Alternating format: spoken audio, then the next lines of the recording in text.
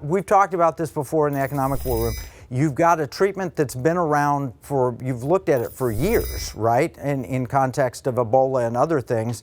And you were excited about it and you wanted to get that information out. So a few weeks ago, you went to see the President of the United States with Mike Lindell and Dr. Ben Carson. Tell me, how did you get the meeting, and tell me what happened there? Right. So we've been in the process of working through the FDA process and all of the regulatory frameworks since April. And in the course of that, obviously, we've been conducting a lot of research, primarily laboratory-based, and increasingly we have interesting anecdotal data as well. We've now commenced animal testing as well. In the course of all of that, some of our data came to the attention of Dr. Ben Carson. He was able to examine that data and found our argument compelling, because in work we had done with the University of Texas Medical Branch at Galveston, UTMB Galveston, one of the leading academic institutions in this country, the first to sequence COVID-19 in the United States, we had won the opportunity to test against COVID-19 with our compound. The work was fascinating. What they found was an average 20,000-fold reduction in viral infectivity. Now, that's pretty big news. Obviously, right. It's only in a laboratory setting. You don't go rushing out into the streets to claim you've already found the cure off the back of that. But what it does give you is a very strong indication. We were able to share that with Dr. Ben Carson, who found it very interesting.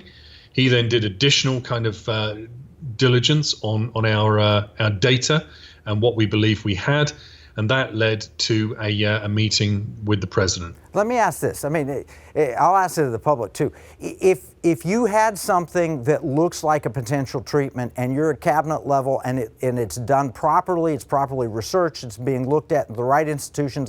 I think UTMB has the virology lab of the United States at that location. When you've got that kind of data, would you want Dr. Carson to not share it? I mean, this is ridiculous. When you have that, this is potential good news on the worst disease of the last century, and you say, oh no, he should sit on it? I mean, this isn't an idiot guy. This is a world-renowned brain surgeon. You want him to take it to the president, and he thought it was important to take to the president, right? Absolutely, Kevin. The bottom line is, there is compelling data behind this. This is a very prestigious laboratory producing very compelling results in a laboratory setting. On top of that, this is a product that's already gone through phase 1 and 2 clinical trials in humans, albeit for a cancer application, but it's the exact same compound. Right. So it's either safe in humans or it's not, according to the FDA's own standard. Those are published papers. So between those two things and some of the other work that we had done on other viruses, Dr. Carson found that compelling. I should remind you that Dr. Carson is obviously a member of the coronavirus task force. True. So it is incumbent upon him to bring things to the attention of the task force. It's part of his job at this time in trying to meet this pandemic. And this pandemic, Kevin, in the last 2 months alone, has killed more Americans than the entire capacity of Madison Square Garden. I mean, let that sink in. And there's got to be something done here, because over the course of the last 9 months of this pandemic, in spite of unlimited power and financial resources, there is not one FDA-approved treatment, drug, cure, remedy, other therapeutic, or vaccine. Not one.